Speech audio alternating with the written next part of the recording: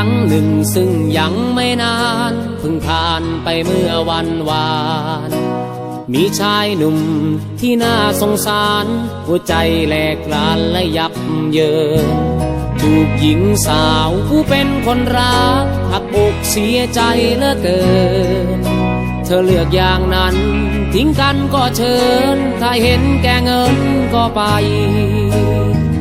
ไม่ได้ขี่ม้าขาวเหมือนเจ้าชายคนได้แค่รถเมล์เธอก็เลยไม่ไขว่เขวโดดขึ้นรถเขาไปเป็นนิทานน้ำเน่าเน่ายิ่งกว่านิยายมีเจ้าหญิงและก็เจ้าชายที่ไหนแค่คนจนและก็คนรวยและผู้หญิงมากมายรักเธอสักแค่ไหนก็ทิ้งกันไป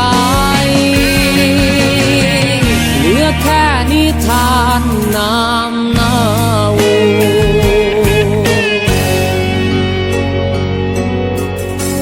กาลครั้งหนึ่งซึ่งยังไม่นานนิทานมันไม่ยืดยาวชายคนเก่าที่เจอกับสาวที่ใครคนนั้นทอดทิ้งมาไม่มีใจเขาได้แล้วทิ้งและฝากแค่รอยน้ำตานิทานมันสอนให้ใจรู้ว่าเวรกรรมมันมีอยู่จริง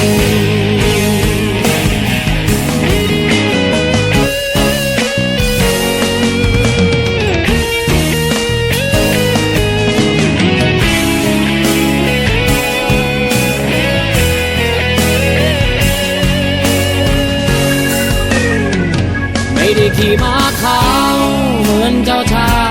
ยคนได้แค่รถเมล์เธอก็เลยไม่ไขว่เขวโดดขึ้นรถเขาไปเป็นนิทานน้ำเน่าเน่ายิ่งกว่านิยายมีเจ้าหญิงและก็เจ้าชายที่ไหนแค่คนจนและก็คนรวย